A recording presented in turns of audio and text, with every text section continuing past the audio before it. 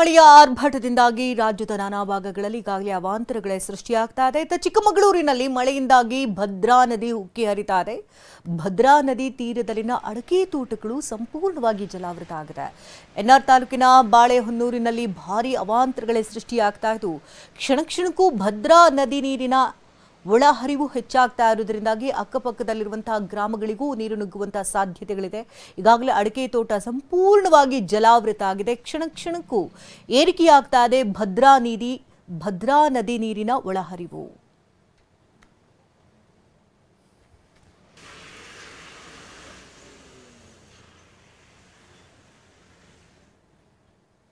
ಈ ಬಗ್ಗೆ ಪ್ರತ್ಯಕ್ಷ ವರದಿಯನ್ನು ಕೊಟ್ಟಿದ್ದಾರೆ ನಮ್ಮ ಪ್ರತಿನಿಧಿ ಅಶ್ವಥ್. Take look.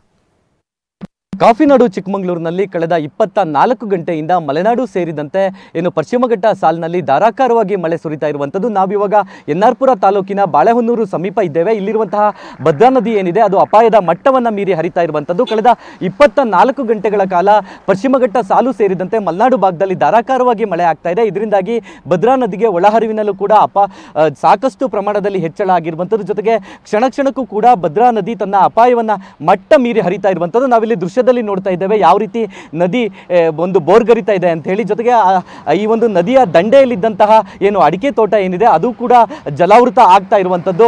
ಈಗಾಗಲೇ ನೂರಾರು ಅಡಿಕೆ ಗಿಡಗಳೇನಿದೆ ಅದು ಕೂಡ ಜಲಾವೃತ ಆಗಿರುವಂಥದ್ದು. ಇದೇ ರೀತಿ ಮಳೆ ಮುಂದುವರೆದ್ರೆ ಇನ್ನು ಕೆಲವೇ ಗಂಟೆಗಳಲ್ಲಿ ಸಂಪೂರ್ಣವಾಗಿ ಈ ಅಡಿಕೆ ತೋಟ ಏನಿದೆ ಅದು ಸಂಪೂರ್ಣವಾಗಿ ಜಲಾವೃತವಾಗುತ್ತೆ ಅಂತ ಇಲ್ಲಿನ ಸ್ಥಳೀಯರು ಕೂಡ ಹೇಳ್ತಾ ಇರುವಂಥದ್ದು.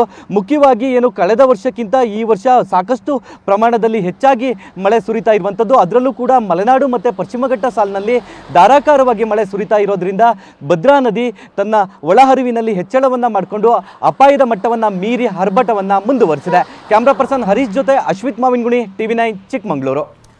ಚಿಕ್ಕಮಗಳೂರು ಜಿಲ್ಲೆಯ ಮಲೆನಾಡು ಭಾಗದಲ್ಲಿ ಮಳೆಯ ಅಬ್ಬರ ಜೋರಾಗಿದ್ದು ಅಪಾಯದ ಮಟ್ಟವನ್ನ ಮೀರಿ ಹರಿತಾ ಇದೆ ತುಂಗಾ ನದಿ. ಶೃಂಗೇರಿ ದೇವಾಲಯದ ಪಾರ್ಕಿಂಗ್ ಸ್ಥಳ ಸಂಪೂರ್ಣವಾಗಿ ಜಲಾವೃತ ಆಗಿದೆ. ದೇಗುಲದ ಬಳಿಯ ಪೂಜಾ ಸಾಮಗ್ರಿ ಅಂಗಡಿಗಳು ಕೂಡ ಜಲಾವೃತ ಆಗಿದೆ. ಅಷ್ಟರ ಮಟ್ಟಿಗೆ ಅಲ್ಲಿ ಮಳೆಯಾಗಿದೆ. ಚಿಕ್ಕಮಗಳೂರು ಜಿಲ್ಲೆಯ ಶೃಂಗೇರಿ ತಾಲೂಕಿನ ಶಾರದಾಂಬಾ ದೇಗುಲ, ಶಾರದಾ ಮಠ ಇದೆಲ್ಲವೂ ಕೂಡ ಸಂಪೂರ್ಣವಾಗಿ ಜಲ ದಿಗ್ಬಂಧನಕ್ಕೆ ಒಳಗಾಗಿದೆ. ಪಾರ್ಕಿಂಗ್ ಮಾಡಿದಂಥ ವಾಹನಗಳನ್ನು ತೆರವು ಮಾಡಿಸಿದ್ದಾರೆ ಪೊಲೀಸರು.